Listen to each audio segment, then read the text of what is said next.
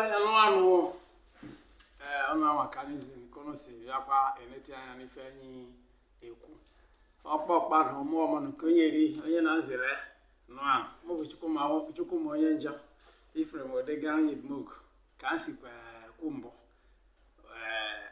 ewepụ efe nke wedo asụsụ anya na ọdịnala anyị ụfọdụ ya asị ka nke ijikwa oke mepụ akwa ọzọ bịakwa ọzọ ka nke ijizikwa bịa ndị nke ikwu mbụ anyị arịka ịnụdasị ya iwehekwa ọzọ benye ha ọzọ na asị na ife enu na-eje kawa ata ka ọ bụzọ gafee akpịrị ife enu bụ ife enu maka ori anyị ji n'obi ife ọ bụ na ọ ga-epie n'acha ọ ga-esi aka pịọpụ ọ ga-esi mfata mfa aka anyị pịọpụ ya bụ o ji bụ ife eri anyị ji n'obi ọ ji bụ ife anyị ji ọkụ ji ka eme ụfọdụ ndị mụ na-ajụ m oko ebụkwa ndị ndọrọ ndọrọ ọchịchị onye ọbụla abụghị mmadụ na ime ndọrọ ndọrọ ọchịchị n'ofu ụzọ n'ụzọ ọzọ mana nke m anyị na-eme bụ nke ịzọ ọkwa dịka okwu anyị si gwa ụnụ na nke gara na ife anyị ka amụta anyị bụ ka anyị maa klan anyị si bịa ka anyị ma obodo anyị si klan obodo anyị daba dịka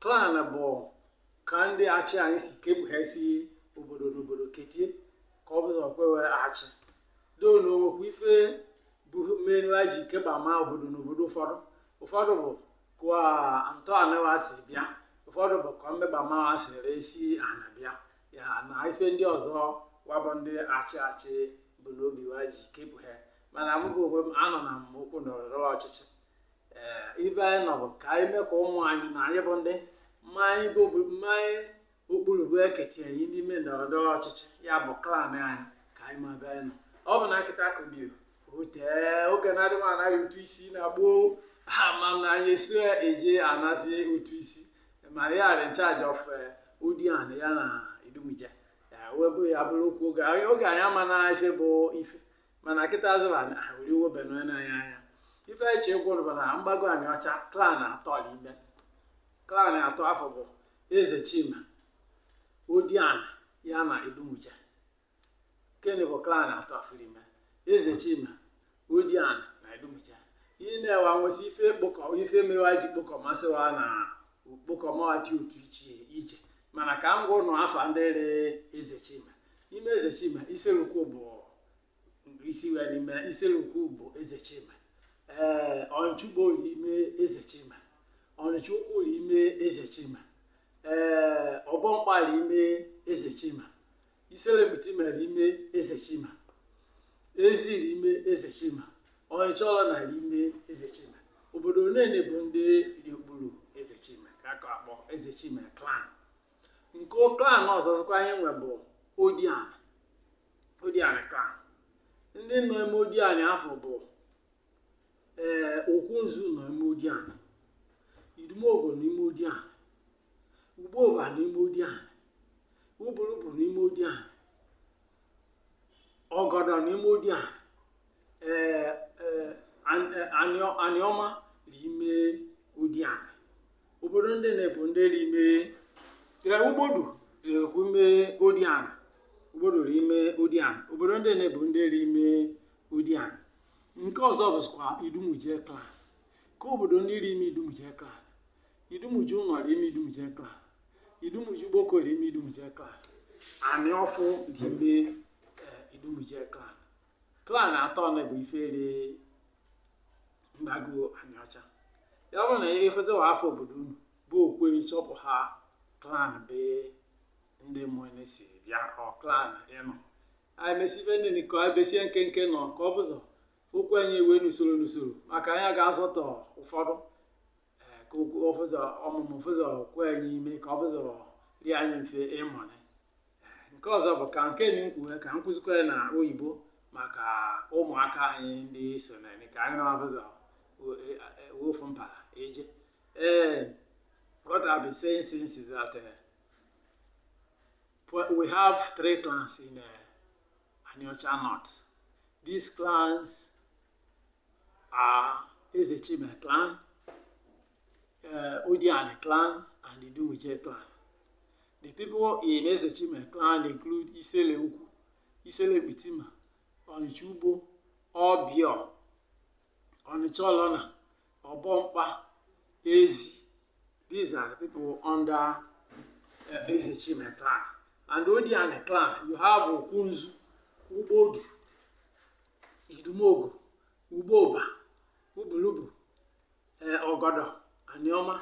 These are the towns in Odiani local government. Odiani clan. Then we have Idumuje clan. Idumuje is made up of Idumujono, Idumujuboko, and Aniofo. These are the towns in different clans. So if you now know your town, you will know the clan it belongs to. That is the essence of bringing this. We want to put them in bits so that you'll be able to comprehend it very well, and their learning will be orderly. Thank you.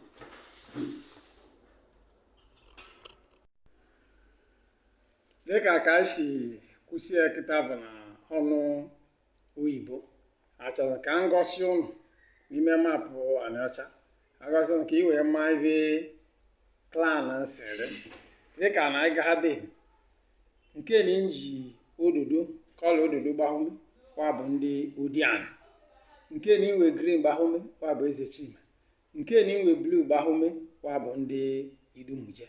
So ka ọ bụzọrọ mfe ịmụghani ndị na Idumuje ka nsị gwa bụ Ugboko, Aniofo na Idumuje ụnọ. Ndị nọ Odiani, Ugboba, Ukunzu, Ugbodu, Ubulubu, Ogodo, Anioma na Idumogo. Ndị nọ Ezechime bụ ndị Onichukwu, Onichugbo, Obio, Iselukwu, Iselekputima, Onicholona na Ezi. Ka anyị si nọ n'ime klan anyị siri n'ime mgbago Anịọcha. Onye na-uwe anya kịtị wezi afọ anya tie na be uwe anya ka anyị si machi mee onwe anyị na ka anyị si kepụghesi ya bụ klan. Ụmụaka anyị ndị asụ Igbo ka anyị gbazikwa banye kwudome. This is the graphical representation of the clans in Anịọcha North. We have Ezechime painted in green. We have Odiani painted segregated with red, and we have Idumuje segregated with blue. So with this representation, it will be easy for you to know where your town belongs. I hope this thing would have enlightened you a little, must have added to your knowledge of the clans in Anịọcha North and where you belong to. I thank you so much for watching, for you are taking your time to watch, and as I always say, please, we need your support by way of contribution. We will come to you, we will make a request, whatever you know that will uplift this channel, you give unto us. We can come to you on phone and we can see you in person. Whatever you know that you want to share, you bring it to us, or you can record it. Record it, send it to us, language culture of aniocha@gmail.com. There you will get us. Drop it there, we'll review it and we'll post it. And we'll credit you for your contribution. Then we can organize interviews also. So everything and anything that you know is going to promote the language and culture of Anịọcha will help us to promote and preserve, because we don't want our culture to get lost. We don't want our language to go into extinction. Please subscribe to this YouTube channel. That is one major way you are showing your support, so that subsequent editions will come your way. As I said earlier, biko ndị be anyị kwado nu YouTube binye nu aka agwa mụ na ife ha raje binye aka ibinye aka ka ọ bụzi na onwe ha ọsọ ewepụghị ihe bụ onye izi ka bịa kwụcha anya ezi okoba apụghakwa n'ezi ọzọ bịakwa nyote anya ka ịfụ nke o weghe na izuzu. That is it. It does not cost money to subscribe. It's just pressing the red button. You subscribe on the ego or fail. This is where data is a watch. You have data gauge square subscribe. Hello nana. You subscribe abia nare ego na be ko we be nego. No ike be ego. If you not je binya aka be wa si binya aka be fene. Ọwụwa onwe ha ọzọ anyị wepụ onwe ife ime bọbụ akwụcha anya esi okoba ma ndị na apụghakwazi ọzọ bịakwa nyonye anya ka ịfụ nke eji bịa ya bụ ife achịgwọ.